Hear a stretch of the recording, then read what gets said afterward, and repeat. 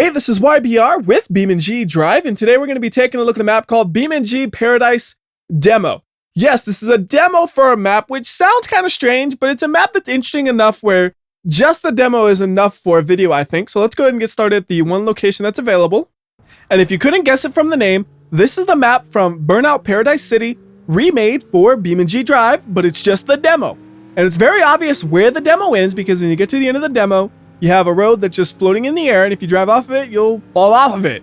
And then you'll eventually crash to a grid below you. And you'll see that in a second, but right now, let's go ahead and just focus on trying to keep this truck upright right there, as we did a little bit of a jump. Truck actually did really well right there. I tried that a few times before, and they didn't go so well. That time, it went excellently. So here's what I was talking about, though. When the road ends, you'll know it. That is the end of the road. You see there's still some stuff over here that's just floating in the air. And there's nothing stopping you right here. You can just drive right off the edge. And then your truck or car, whatever you're driving, it'll fall to the ground and get smashed. Can it drive at all? And the answer is no, so it's dead. So I'll bring it back up there, and then we'll keep driving from here. They're going to do a little 180, and then we'll drive on the left side of the road because it is different from the right side. It's similar because it's driving along the same path, but we also went through the dirt area, so it should be different enough, I would think. And the billboards here, some of them are original, some of them aren't. Like this one, that's a Grand Marshal. Obviously, Burnout Paradise City isn't going to have Grand Marshals in its game, so you can tell that billboard is a custom-made one that's not an original. But then you have ones like this where it's Paradise Fields. And I know that one's smaller and not the same type of billboard, but I've seen a billboard on this map that is just the regular Burnout Remastered logo, so you know that one wasn't custom-made, and that one's from the original game. So over here we have this stunt area, which is pretty finished up. You can do just about everything here you could possibly want. We could do a jump like that, land on the building, try to land on our wheels. That's good enough. We still got a lot of momentum going, but we got to do a quick 180 to go in the direction of all the jumps because there's nothing else in that direction. So I see a good long jump right there. We're going to hit that one and fly a ton, probably get wrecked. And I'm going to get a car that's a little bit faster to hit these jumps, though, because I'm only hitting at about 60 miles per hour. And if we want to make it through the rings that are floating in the air, we're going to need something a bit faster. So let's go with, well, a lot faster. We'll just get the hill climb version of the SBR4. Is this overkill? Yes. Is overkill fun? Yes. So let's go ahead and try to do the exact same jump we just did, but we're going to go in the opposite direction. And we're also going to try to go through the ring that is in the air right there. And it's a little bit harder to do this in BeamNG.drive versus Burnout Paradise because the physics engines are different. But we did manage to do it, although not as gracefully as you normally would in Burnout. That was a disastrous crash through the ring. But in terms of my previous attempts prior to recording this, that is about as good as it's going to get usually. We still got some drivability here, so we can do another jump. I see the perfect target right here. Not going to fly anywhere with this, though, because we're not going that fast. We're just going to hit the ground and miss the ring right there. We're going to have to go through that later on. I know it. How's this thing doing? Yeah, you can technically still drive it, but it is going so slow. I'm not having a good time, so we'll take a quick look at this damage before we go ahead and reset it. And since we've already done the ring directly ahead of us, let's go ahead and attempt the one I said I would attempt later on right now. We're going to do it from the wrong direction, though. This is the hard way. We got to line it up at an angle and see if we can fly through it like this. That works. That works. And the fact that we hit the roof into the ring is probably a good thing because that gets a lot of the damage onto the body panels of a vehicle. So hopefully the suspension would stay a little bit more intact. Unfortunately, that was not really the case. It was still struggling to drive, so we got a new one now. We're going to go ahead and try to go through it in the other direction, because yeah, we did technically make it through the ring, but that's not the correct way of doing it. I want to do it the correct way. So we're going to come from about here, save this spot real quickly, and then here we go. A little bit of a slow start with this thing. Always with the hill climb SBR4, it takes a little bit of time for it to get moving, then it moves. All right, how's this going? That is clean. But even though it was a super clean run, we still got a damaged up car after that. It's drivable enough, I think. Yeah, we're good. We'll hit a couple of jumps for fun and see what it does. So that middle jump right there, looking pretty appealing right now. 60, 70 miles per hour.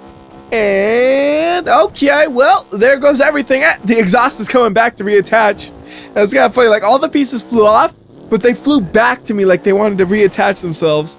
Uh-oh, that's it, isn't it? That's it. It's going to land on its roof. Wait, no, we're good.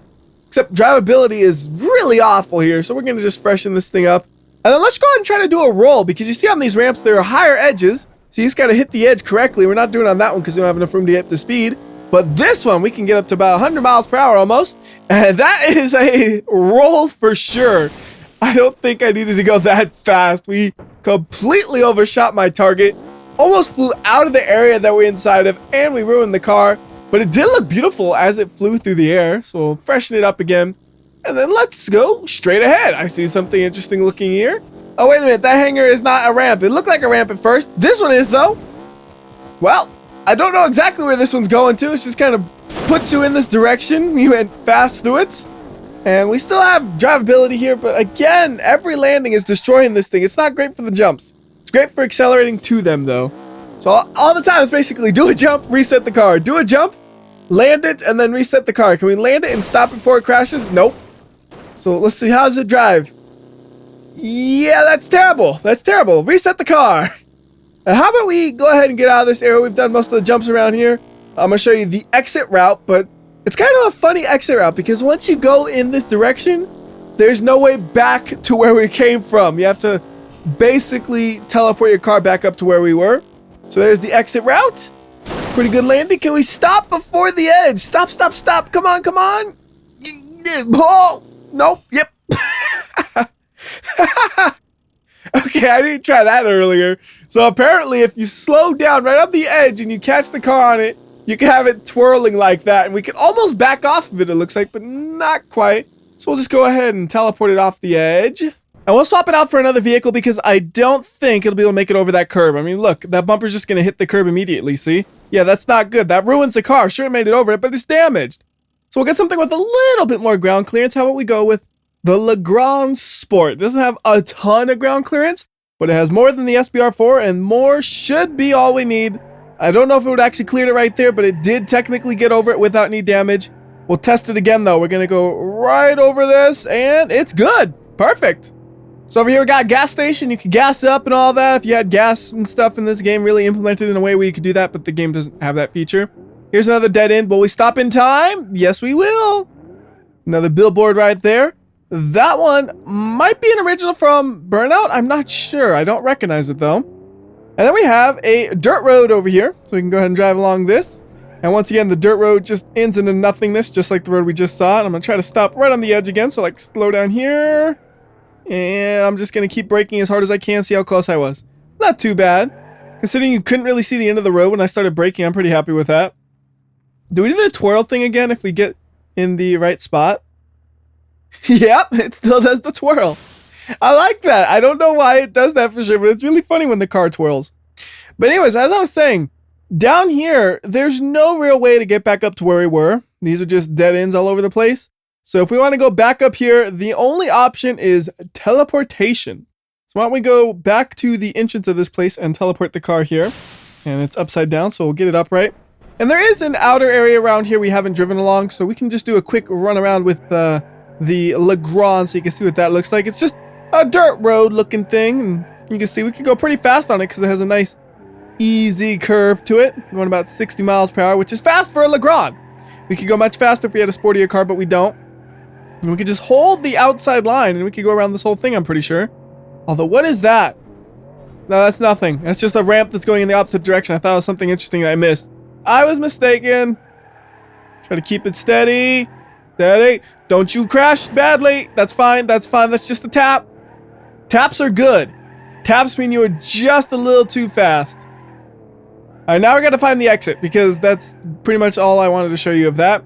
I'm not gonna try to do any jumps right now. I want to keep this car alive. I love it watching a bumper just hang off a vehicle like this. Like, it's just mesmerizing, isn't it? It takes up double the width of a normal vehicle because of the way it's flying all over the place. And uh-oh!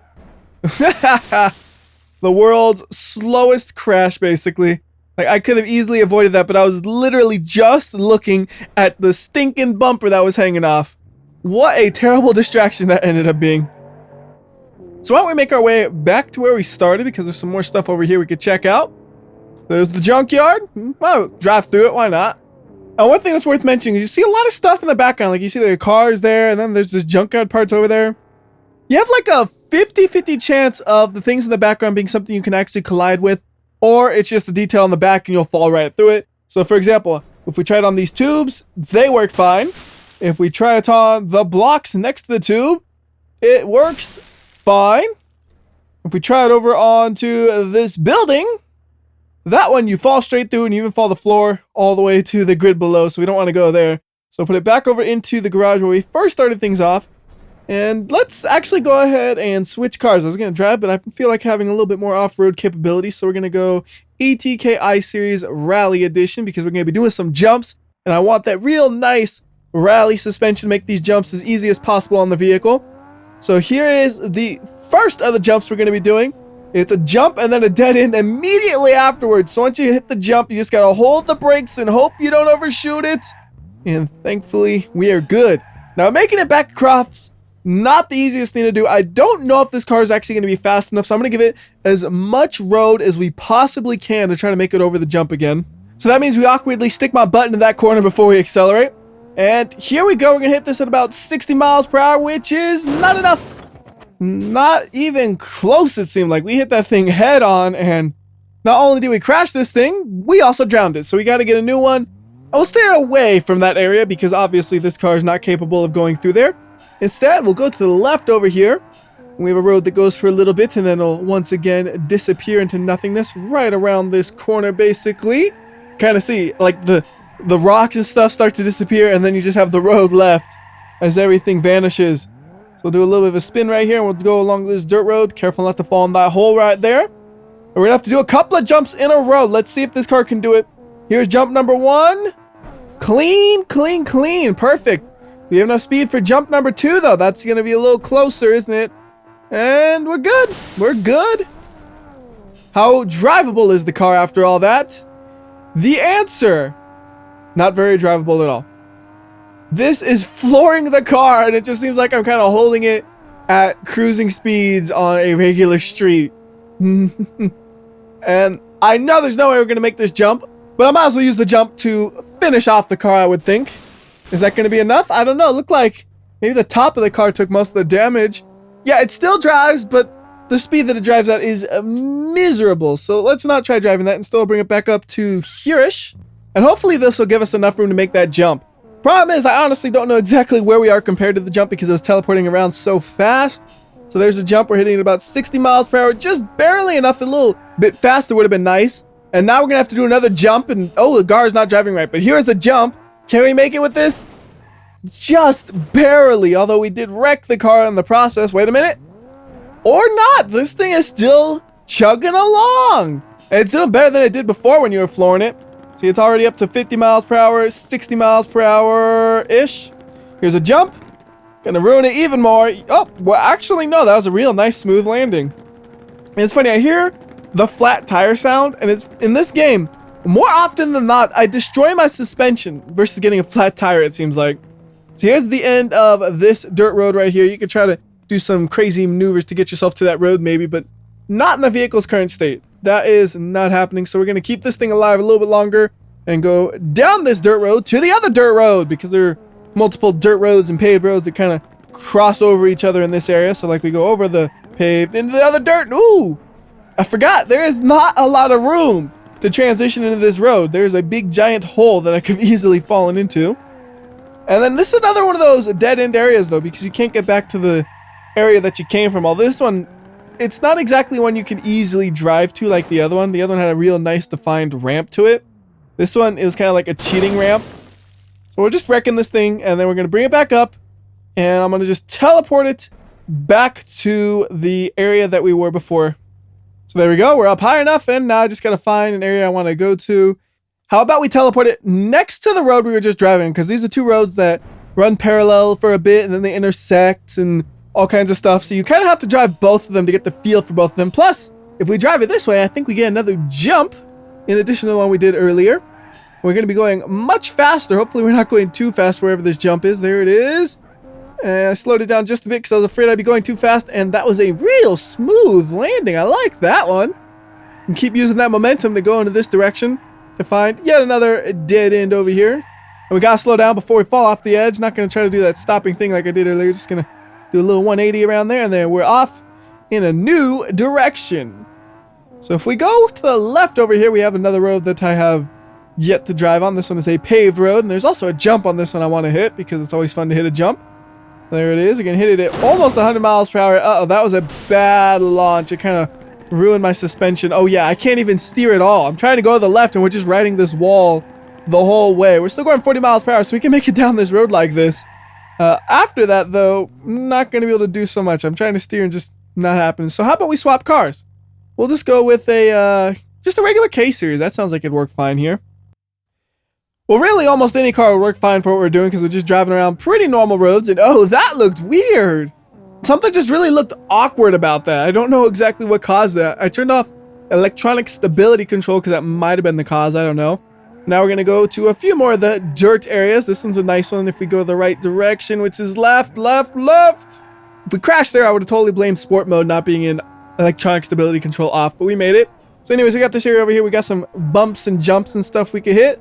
Trying not to wreck it too badly. Uh-oh, we're done. We're done. We're going to roll. I knew it. I knew it. No, wait. There's the roll. I knew it was going to happen. Looks like it might still be drivable, though. Let's see. All right. Well, the engine turned off, but I know with this car, sometimes it turns off automatically. No, it is actually dead. All right. Well, we'll just get a new one, and then we'll go along the final part I wanted to drive, which was just this. Like, I got a new car just to do this.